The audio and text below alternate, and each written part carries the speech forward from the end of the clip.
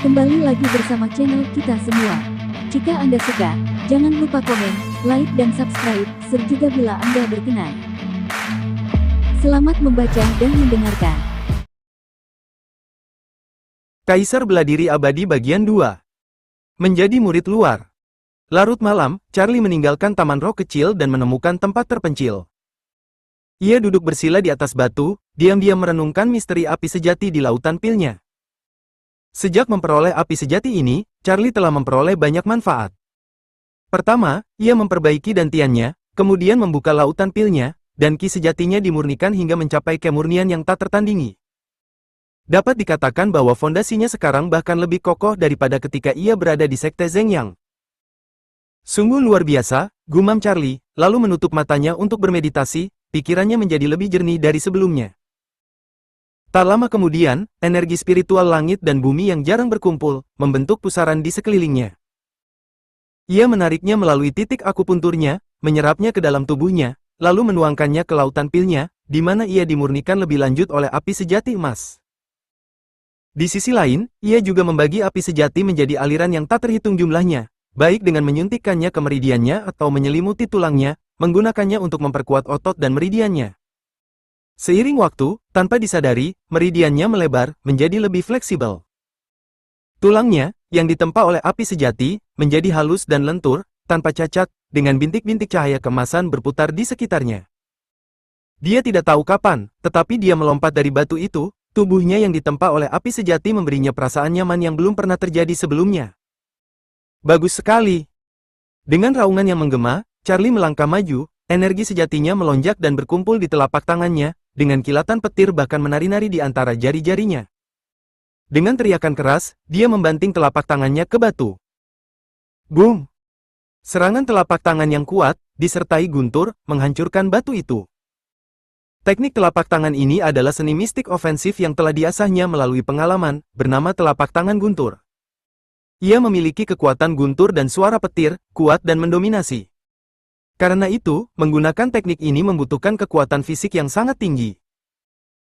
Jika tidak, telapak tangan guntur yang mendominasi, meskipun melukai musuh, mungkin juga merusak meridian dan tulang sendiri. Inilah kelemahan dari seni mistik yang mendominasi. Namun, kelemahan ini sama sekali tidak berarti baginya. Dengan tubuhnya yang ditempa oleh api sejati, kekuatan tubuh fisiknya, ketahanan meridian dan tulangnya, membuat kerusakan yang ditimbulkan sendiri oleh jurus petir telapak tangan sama sekali tidak berarti. Charlie menghela napas dalam-dalam dan mengeluarkan berkas yang diberikan Felix Zhang kepadanya, lalu membentangkannya untuk dibaca. Sekte Hengyu terbagi menjadi sekte dalam dan luar. Sekte luar terdiri dari 1 aula, 1 kapal, 2 taman, 3 puncak, dan 8 paviliun. 1 aula, aula penegakan hukum, tempat para tetua diadili atas kesalahan mereka. 1 kapal, aula disiplin, tempat para murid diadili atas kesalahan mereka.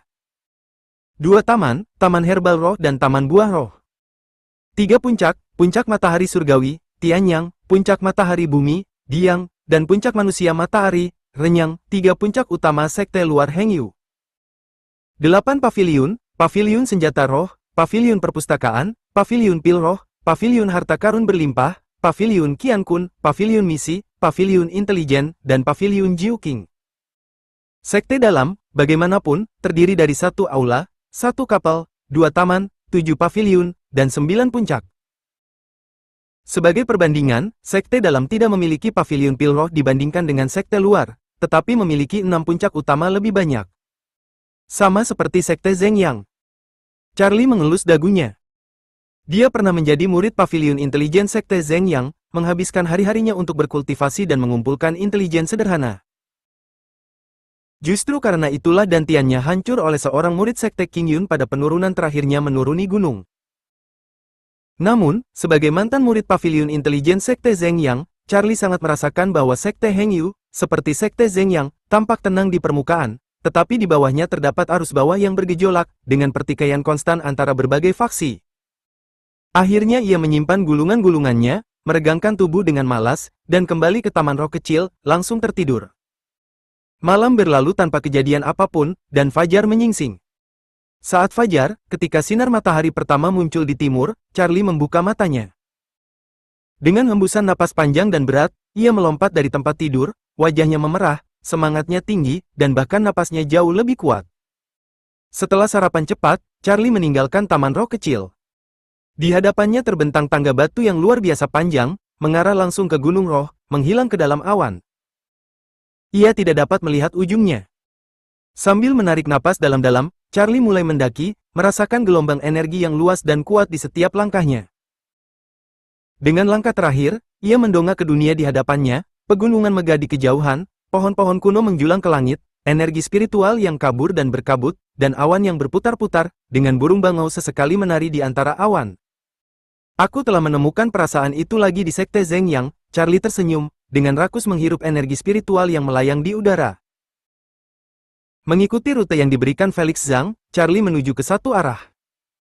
Pagi hari adalah waktu ketika energi spiritual dan esensi matahari dan bulan berada pada tingkat kemurniannya yang paling tinggi. Di sepanjang jalan, Charlie melihat banyak murid yang tekun duduk bersila di atas batu, menyerap dan berlatih, sehingga mereka hanya meliriknya saat ia lewat. Setelah melewati beberapa tikungan, Charlie tiba di sebuah paviliun bernama Paviliun Jiu King. Para murid datang dan pergi dalam kelompok-kelompok kecil. Setiap murid, melihat wajah Charlie yang asing, akan menilainya, tetapi setelah mengetahui bahwa ia hanya berada di tingkat pertama kondensasi Qi, mereka semua akan menunjukkan rasa jijik. Ini dia. Charlie melirik paviliun itu, melangkah masuk, dan menyerahkan surat rekomendasinya. Di aula utama, seorang tetua berjubah biru menerima surat itu. Setelah mendengar bahwa Charlie telah diperkenalkan oleh Felix Zhang, tetua itu menatapnya dari atas ke bawah lagi sebelum membuka surat itu. Sementara tetua berjubah biru itu mengamati Charlie, Charlie juga diam-diam mengamati tetua berjubah biru Paviliun Jiu King. Orang ini benar-benar luar biasa, pikir Charlie dalam hati, sambil mendecakkan lidah karena tak percaya. Itu tidak mengherankan. Penampilan tetua berjubah biru itu sangat aneh, mata, hidung, dan mulutnya semuanya bengkok, dan bukan hanya ke satu sisi, membuatnya sangat ingin mendekat dan meluruskannya. Mengalihkan pandangannya dari tetua berjubah biru, Charlie melihat ke sisi lain. Selain tetua berjubah biru, 3 orang lain duduk di sana, satu berperut buncit, satu kurus kering, dan yang ketiga tampak relatif normal. Mereka mengobrol dengan riang, menunjukkan bahwa mereka sama sekali bukan tetua, melainkan hanya berkunjung.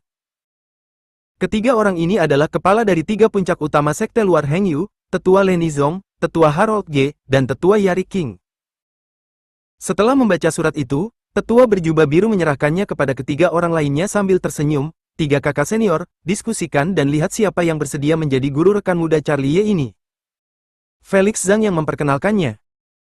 Mari kita beri dia sedikit kehormatan. Oh, ini menarik. Ketiganya bergantian melihat surat itu sebelum meneliti Charlie. Berapa umurmu? Tetua Zong yang berperut buncit bertanya, sambil menatap Charlie. 16 tahun. 16 tahun.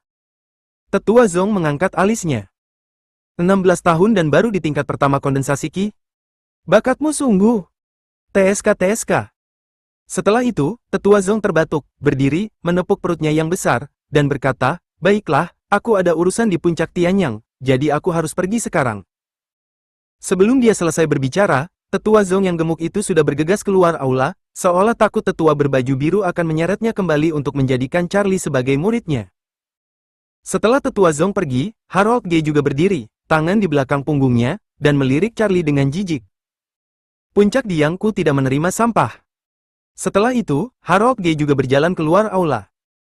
Hanya tetua Yari King yang tersisa di aula. Leni Zong dan Harold Ge telah pergi, meninggalkan tetua Yori King tanpa pilihan selain mengalihkan perhatiannya kepada tetua Yari King. Kakak Yari King, tolong bantu saya dan terima dia. Tetua Yari King sedikit mengerutkan kening sebelum menggelengkan kepalanya. Adik Yorick King, dia jauh dari memenuhi syarat untuk masuk puncak renyang. Saya tidak bisa setuju. Bakatnya terlalu buruk. Ini. Saya ada urusan lain, saya harus pergi sekarang. Dengan itu, tetua Yarick King mengibaskan lengan bajunya dan meninggalkan aula seperti embusan angin. Ketiga pemimpin dari 3 puncak utama sekte Hengyu pergi satu demi satu, tujuan mereka jelas, tidak satu pun dari mereka ingin menerima Charlie sebagai murid. Charlie memahami ini dengan sempurna.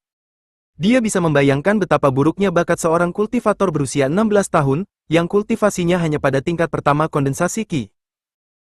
Jika dia diterima sebagai murid dan tidak dilatih dengan benar, dia akan menjadi bahan tertawaan. Namun, jika mereka mengetahui bakat sejati Charlie, dia bertanya-tanya apakah mereka akan kembali untuk memperebutkannya.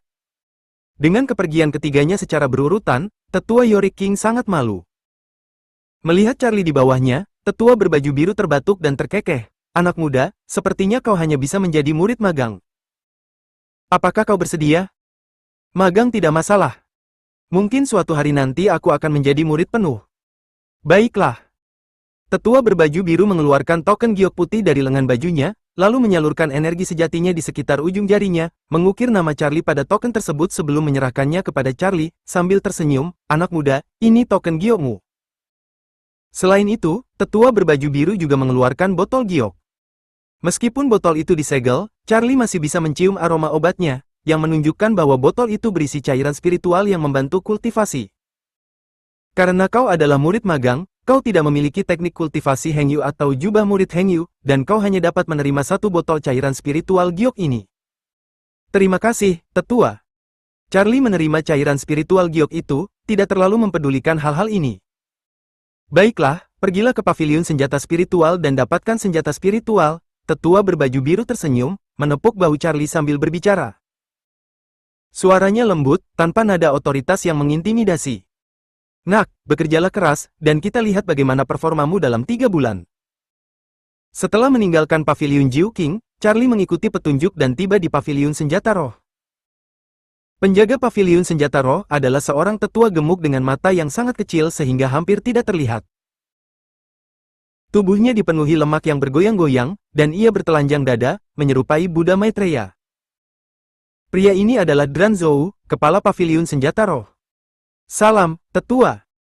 Melihat Dran Zhou dengan santai bersantai di kursi, Charlie melangkah maju dan membungkuk dengan hormat. Anak kecil, aku belum pernah melihatmu sebelumnya. Melirik Charlie, Dran Zhou duduk tegak, matanya yang kecil menajam saat ia mengamati Charlie dari atas ke bawah. Saya murid magang baru, kata Charlie, sambil menyerahkan token gioknya. Tetua Yorick King meminta saya untuk memilih senjata spiritual. Dran Zhou mengambil token itu, memeriksanya dengan cermat, lalu dengan santai melemparkannya ke Charlie, dengan malas berbaring kembali, melambaikan tangannya, dan berkata, masuklah dan pilih sendiri. Murid magang hanya dapat memilih di lantai pertama, jadi jangan menyelinap ke lantai 2. Charlie menerima token itu dan berjalan ke kedalaman paviliun senjata spiritual. Lantai pertama paviliun itu cukup besar, membentang beberapa ribu kaki di sekelilingnya, memajang semua jenis senjata, benar-benar ke-18 jenis senjata tersedia. Setiap senjata spiritual bersinar cemerlang, seperti bunga yang berebut perhatian. Seperti yang diharapkan, semuanya kelas rendah. Setelah mengamati sebagian besar senjata, Charlie sedikit kecewa. Sebagai murid magang, dia hanya bisa memilih senjata spiritual di lantai pertama. Sambil berpikir demikian, Charlie mengambil pedang lebar berkepala hantu, lalu menggelengkan kepalanya. Terlalu ringan. Dia meletakkan pedang lebar itu dan mengambil pedang spiritual. Meskipun pedang itu tajam, Charlie mengembalikannya ke tempat asalnya. Charlie seperti seorang pembeli di toko kelontong. Meskipun ada banyak artefak spiritual di sini, setelah berkeliling hampir sepanjang waktu, dia belum menemukan satupun yang sesuai dengan seleranya. Dulu, dia akan mengabaikan artefak-artefak ini, tetapi sekarang situasinya berbeda, dan dia hanya bisa mencari di antara tumpukan artefak kelas rendah. Dia hampir menyelesaikan putarannya, masih tanpa hasil. Buzz! Namun kemudian, api sejati di dantiannya bergetar, dan nyala api kecil, setipis rambut, terbang keluar. Charlie agak terkejut, dan buru-buru mengikutinya, sampai dia tiba di sebuah platform batu. Di platform itu tergeletak sebuah pedang besi hitam, mungkin sudah lama tidak tersentuh, tertutup debu, dan seberkas api sejati melilitnya. Terkejut, Charlie menggenggam gagang pedang besi itu.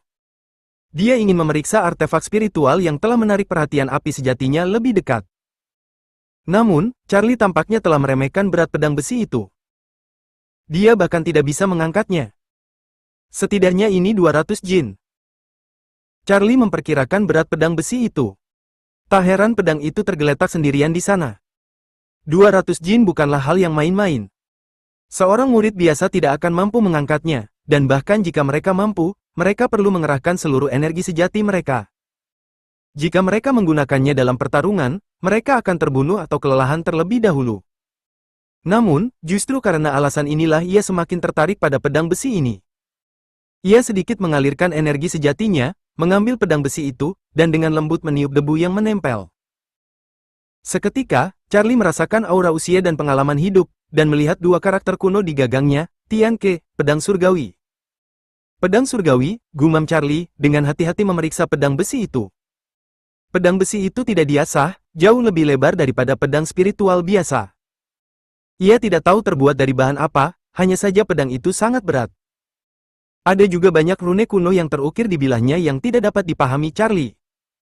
Pedang yang aneh, gumam Charlie pada dirinya sendiri. Ia berpikir bahwa pedang besi tumpul ini sangat berat. Jelas tidak akan bagus untuk menebas orang, tetapi akan menjadi pilihan yang baik untuk menghancurkan mereka. Kaulah pilihanku. Charlie mengangkat pedang besi itu ke bahunya dan berjalan keluar. Hah! Seruan lembut Granzhou terdengar dari tidak jauh. Anak kecil, dengan tubuhmu yang kecil, mengapa kau harus memilih pedang besi seperti itu? Bang! Charlie berjalan mendekat dan membanting pedang besi itu ke lantai. Pedang itu sangat berat sehingga setengah bilahnya tertancap miring di lantai. Tetua, apa asal-usul pedang ini? Tanya Charlie, sambil menunjuk pedang surgawi. Pedang ini sangat berat. Granzhou mengelus kumisnya, merenung sejenak, lalu berkata, pedang itu sudah ada di sini ketika aku mengambil alih paviliun senjata roh ini. Pedang itu sudah ada di sini setidaknya selama 100 tahun. Adapun asal-usulnya, aku tidak tahu. Begitu. Aku sarankan kau memilih senjata spiritual yang berbeda. Pedang besi itu sangat berat. Pilihlah yang lebih ringan. Tidak perlu, ini sudah cukup. Charlie tersenyum, dengan lembut mengelus pedang besi itu. Semakin lama ia memandangnya, semakin menyenangkan kelihatannya. Anak kecil yang keras kepala, bawa sajalah. Terima kasih, tetua. Charlie membungkuk hormat lagi, lalu membawa pedang surgawi keluar dari paviliun senjata spiritual. Begitu ia melangkah keluar, ia disambut dengan tatapan terkejut. Sekelompok murid lewat, pertama-tama melihat Charlie, lalu pedang surgawi yang dibawanya, dan tak kuasa menunjuk dan berbisik tentangnya. Siapa anak itu? Aku belum pernah melihatnya sebelumnya. Apakah dia murid magang baru? Pedang yang dibawanya itu, bukankah seharusnya pedang surgawi? Sepertinya begitu. Dia cukup kuat, tetapi kultivasinya terlalu lemah, dan otaknya mungkin tidak terlalu pintar. Charlie mengabaikan komentar-komentar itu. Ia merasa bahwa pedang surgawi itu luar biasa. Dibandingkan dengan senjata spiritual tingkat rendah, ia lebih menyukai pedang surgawi. Membawanya setiap hari juga akan membantu kultivasinya. Hei, itu orang-orang dari Sekte Zhengyang. Seseorang berseru pelan, dan semua orang di sekitarnya mendongak ke langit. Di atas, pedang terbang raksasa lainnya melesat melintasi langit, membawa 3 orang, seorang wanita parubaya, seorang wanita muda yang cantik, dan seorang pria muda yang tampan. Apa yang dilakukan orang-orang dari Sekte Zhengyang di Sekte Heng Yue kita? Seseorang bertanya dengan bingung. Kalian tidak tahu ya, dalam 3 bulan, akan ada kompetisi besar antara Sekte Zhengyang, Sekte Qingyun, dan Sekte Heng Yue. Sekte Zhengyang mengirim orang. Sepertinya mereka di sini untuk membahas kompetisi. Murid perempuan itu sangat cantik, seperti peri. Charlie tidak mendengar sepatah kata pun dari obrolan di sekitarnya. Tatapannya tertuju pada langit, atau lebih tepatnya, pada wanita cantik di pedang terbang itu. Pakaiannya berkibar, tak tersentuh debu, seperti makhluk surgawi yang turun ke bumi, murni dan tanpa celah. Dia tidak lain adalah Naisha Ji dari Sekte Zhengyang. Aku tak menyangka akan bertemu dengannya secepat ini, gumam Charlie, matanya yang gelap dan dalam dipenuhi kompleksitas dan kedinginan. Suatu hari nanti aku akan kembali untuk berjuang. Mungkin merasakan seseorang mengawasinya, Naisha di atas pedang terbang melirik ke bawah, tetapi Charlie sudah menghilang ke dalam kerumunan. Perasaan yang begitu familiar, gumam Naisha pelan. Ada apa, adik junior? Tidak ada apa-apa. Charlie menemukan sebuah bukit kecil. Pepohonan rimbun dan bunga serta rumput berlimpah, tetapi dibandingkan dengan 3 puncak utama, bukit ini cukup kecil. Sambil menghembuskan napas, Charlie menancapkan pedang surgawi di depannya, lalu menusuk jarinya, membiarkan setetes darah jatuh ke pedang itu. Karena itu adalah senjata spiritual, tentu saja ia perlu mengenali tuannya. Tak lama kemudian, darah itu menyatu dengan pedang surgawi. Drrrtt. Namun, pedang surgawi itu segera bergetar, kilatan cahaya biru muncul, diikuti oleh gelombang informasi yang besar dan agresif yang membanjiri pikirannya. Rasa sakit yang tiba-tiba dan tajam di pikirannya membuat Charlie memegang kepalanya, mengeluarkan geraman rendah kesakitan. Namun, rasa sakit itu datang dan pergi dengan cepat. Tak lama kemudian, Charlie menggelengkan kepalanya, urat-urat di dahinya perlahan menghilang, matanya yang sedikit pusing menjadi jernih, dan ekstasi yang tak terkendali muncul di wajahnya. Penyempurnaan tubuh buas. Napas Charlie menjadi agak cepat. Kegembiraan yang luar biasa itu berasal dari teknik rahasia yang tersembunyi di dalam pedang surgawi. Sumpah darahnya telah memicu segel pedang, melepaskan teknik yang dikenal sebagai penyempurnaan tubuh buas. Aku benar-benar menemukan harta karun. Menahan kegembiraannya, Charlie buru-buru duduk bersila di tanah, diam-diam mempelajari misteri teknik tersebut. Melalui studinya, Charlie menemukan bahwa penyempurnaan tubuh buas adalah teknik rahasia untuk menempa tubuh fisik. Memurnikan tulang dan sumsum, menempa tendon dan membangun meridian, membakar jantung dan menempa darah, menggiling kulit dan memurnikan daging. Charlie tidak menyadari bahwa jantungnya berdebar kencang saat dia berbicara, tetapi 16 kata ini adalah penjelasan terbaik tentang penyempurnaan tubuh buas. Memang, ini adalah penyempurnaan tubuh buas. Ia memurnikan setiap inci kulit, setiap tulang, dan setiap tendon, metode pemurnian tubuh yang menyeluruh. Rasa sakit yang ditimbulkan oleh teknik ini tidak kurang dari siksaan tebasan lambat. Siapa orang gila yang menciptakan teknik rahasia ini? Charlie membuka matanya, mendecakkan lidahnya karena takjub. Teknik penyempurnaan tubuh buas ini benar-benar mendominasi. Namun, setelah keterkejutannya yang pertama, cahaya berapi-api bersinar di mata Charlie. Meskipun penyempurnaan tubuh buas membutuhkan ketahanan terhadap rasa sakit yang tak tertahankan bagi orang biasa, manfaat yang diperoleh setelahnya juga sangat besar dan menakutkan. Setelah menguasainya, seseorang dapat menciptakan tubuh yang tak terkalahkan, mampu memindahkan gunung dan membalikkan lautan dengan mudah. Terlebih lagi, teknik rahasia ini bukan untuk sembarang orang. Praktisi perlu memiliki api bawaan. Charlie menyadari bahwa penyempurnaan tubuh buas dirancang khusus untuknya, dan mendapatkannya adalah takdir yang telah ditentukan oleh nasib. Dia memiliki api yang mendominasi di dalam dirinya dan memiliki kondisi yang sangat menguntungkan. Karena surga telah menakdirkan ini untukku, aku tidak akan membiarkan teknik ini terkubur. Pikirnya dalam hati, memutuskan untuk mengkultivasi teknik penyempurnaan tubuh buas ini. Dia menarik napas dalam-dalam dan perlahan menutup matanya. Setelah 1/4 jam bermeditasi dan memahami, dia diam-diam menyebarkan metode penyempurnaan tubuh buas yang sudah dia hafal. Begitu teknik penyempurnaan tubuh buas diaktifkan, suara tulang yang berbenturan bergema di dalam tubuh Charlie, dan api abadi di lautan pilnya melonjak dan membakar seluruh tubuhnya. Rasa sakit yang tiba-tiba dan hebat membuatnya mengerang tanpa sadar. Tak lama kemudian, suara-suara itu terus berlanjut tanpa henti. Tenggelam dalam penderitaan, Charlie tidak menyadari bahwa semua 720 titik akupuntur di tubuhnya sedang dihancurkan satu demi satu. Titik-titik akupuntur dibuka secara paksa, diikuti oleh 8 meridian luar biasa, yang juga dibuka saat pemurnian tulang berlanjut. Charlie mendesis melalui gigi yang terkatup rapat. Setiap tendon, setiap inci kulit terasa seperti sedang dicabik-cabik. Rasa sakit itu hampir membuatnya pingsan. Retak, retak. Segmen tulang mulai patah inci demi inci, lalu perlahan menyambung, hanya untuk patah lagi saat menyambung, mengulangi siklus patah dan menyambung ini. Pembuluh darah menonjol di dahi Charlie, matanya yang gelap merah, dan seluruh tubuhnya terasa seperti ditusuk oleh ribuan jarum baja. 3 jam kemudian, dia ambruk ke tanah, benar-benar kelelahan.